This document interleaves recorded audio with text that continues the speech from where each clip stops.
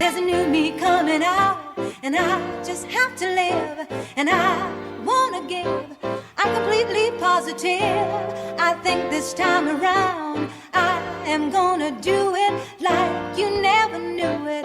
Oh, I'll make it through. The time has come for me to break out of the shell. I have to shout that I am coming out. Welcome to the show Never Too Late Ever, where we focus on making your next chapter of your life the very best chapter ever. I am your host, Lorraine Hoving, and I really, truly am glad that you're here today. This day could change your life. Open your heart, your ears, and listen. You will find a gem, a treasure that you can apply to your life today. And I am thrilled to introduce you to my friend, Katia Rave. Hi, Katia. Hello. Thank you so much for having me, Lorraine. And you are going to love her accent because I love it. So let me tell you a little bit about her. Katia Rave is a business coach that speaks 3 languages. But I'm going to tell her she speaks 4. But anyway, she says she speaks 3 languages, French, English, and money. She helps service-based business grow to 6 figures while living the life they love. She helps them to create a money plan with public speaking. So this is the 4th language that I think Katia speaks, is laughter. Now, I met, see, I told you. So I met Katia through a friend down at a conference, I believe, I think we were in California, or North Carolina, might have been. We were in Chapel Hill. Oh, that's right. And the 4 of us went out, and I tell you, I've never laughed quite that hysterical in my life with, and we hadn't really known each other before that. And so I think laughter is such a beautiful other language of communication. It sure is. And what we have to tell the audience is drinking was not involved. We actually all were with our water. And this is an important part also. It's knowing that we can relax, we can laugh, and we can really make good connection with other women without having, anything else in our bodies. Absolutely, because I don't drink anymore, and that's one of the things that I'm really happy about. You don't have to have alcohol to have a good time because it genuinely comes from your heart. That's right. Yeah. So that was a wonderful evening. So today you want to talk about you have been lied to, and how have I been lied to, Katia? Tell me about that. Oh my gosh, I am so happy you asked. You see, one of the things that I really see people having being lied to is they are told that entrepreneurship is easy. And, just to be able to, we've been lied to in many areas, whether it's about entrepreneurship, whether it's about, raising kids, it's easy. And we all know that it's not. Or, having a budget it's easy. All of these things are... Or marriage. Yeah. Marriage is easy. Yes. And it is so not true. And I think then it takes so much more than that, right? What I really see in the world is, for me right now, is really a pack of lies, because people don't tell you how hard everything is. They don't tell you about the blood, the sweat, the tears required, right? And whether, like I say, it's in, come on. Yeah, I'm sure you went on Facebook at some point and you were like, hey, if you spend $39, Lauren, on this program, we're going to send you cardboard food into a cardboard box, and all you have to do is eat it. And then you're going to lose all the weight that you want. Come on. Nobody can sustain that and eat blank food all the time. And it's not realistic. And unfortunately, I feel like that's the mentality of the world. Like it's, oh yeah, easy work.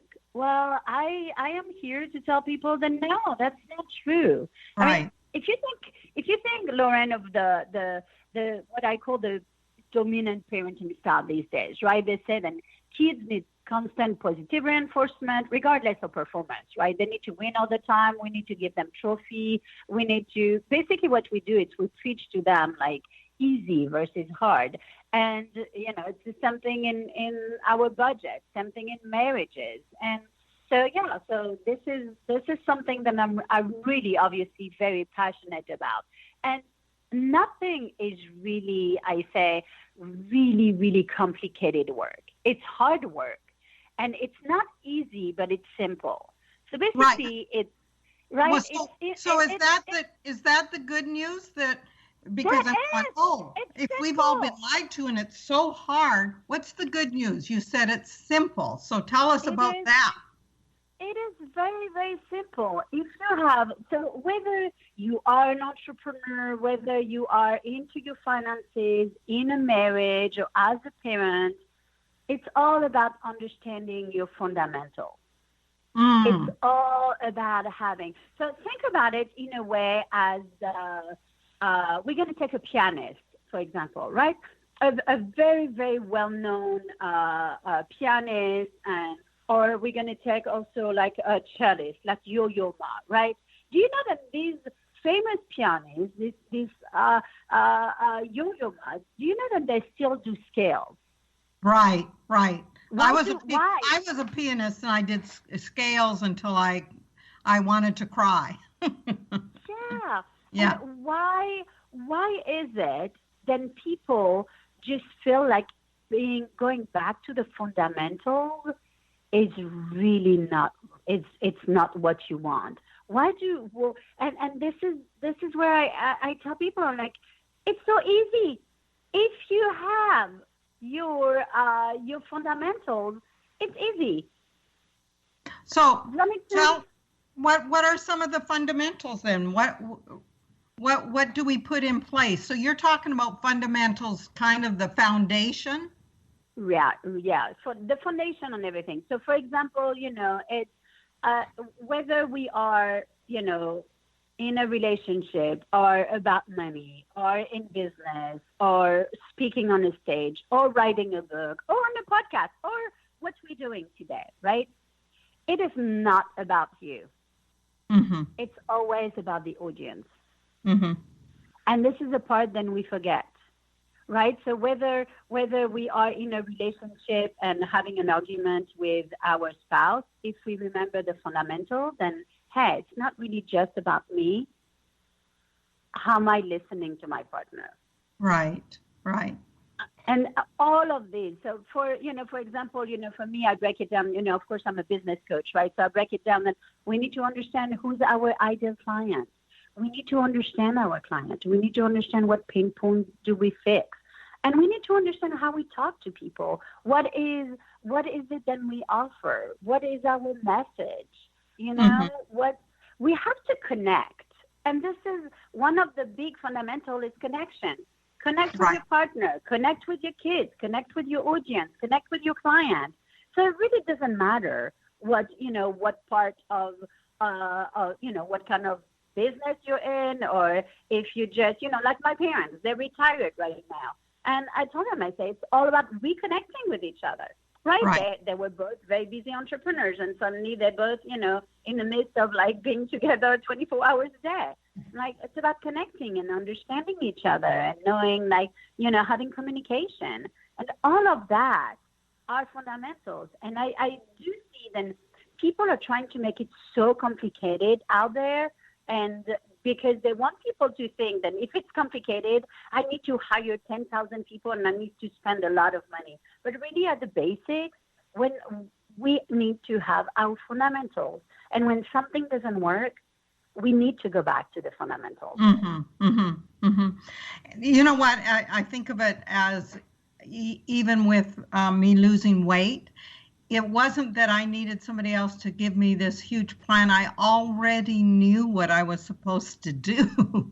I just had to back away and do, because I basically have read everything that I ever needed to read about losing weight or eating healthy.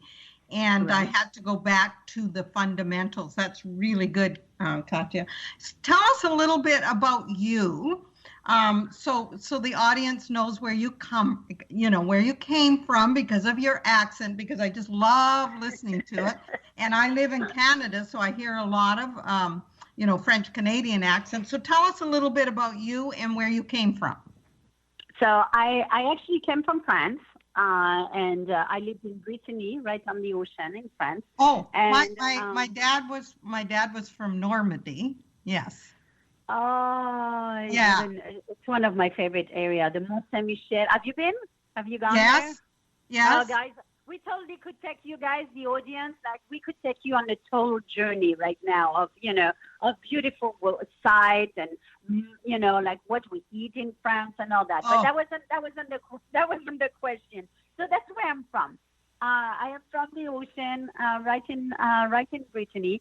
And I came in America. I was 21 years old. I came to work for the hairdresser of the White House. That's how I came here.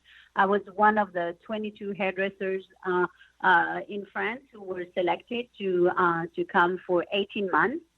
To work at the White House, did you say? I actually came to work for the hairdresser of the White House. That's how I came here. Wow. And then, one of the things that I realized was as much as I fell in love with Americans, right? I was like, oh my gosh, this is great. The people here are so cool and so nice, and everybody love each other, and we didn't have the attitude like we had in France. But on the other hand, I really had I had some issues like working in the celebrity world. I didn't see that it was very authentic. So I decided to go on my own, and I was very successful. So I was into the beauty industry, right? So I started to open hair salons, worked really well, made money, and then one day I decided to go bigger, right? I decided to open a huge spa, 3,000 square feet. When you entered, Lauren, you felt like you were in France. Can I ask you how old you were then when you decided to do that? Yes, when I did the spa, I was 30. So I had 2 salons. I was 32. Yes, wow. 32. Wow. And really like a huge baby, right? And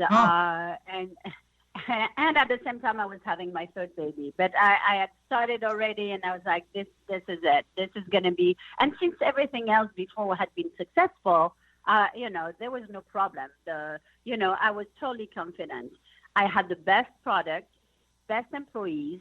When you entered, you felt like you were in France. It was, we had we made a curve to make it like the Arc de Triomphe. We had stickers who showed like it was the Metropolitan, like you were going to the metro in Paris. And it was, truly a beautiful, beautiful baby.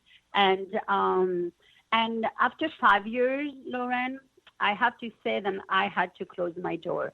I could not make the profit I wanted, and I didn't understand. But one of these things was I took it personally. Suddenly, Lauren, it wasn't the spa who kind of was the failure. It was me, Katia. I was the failure.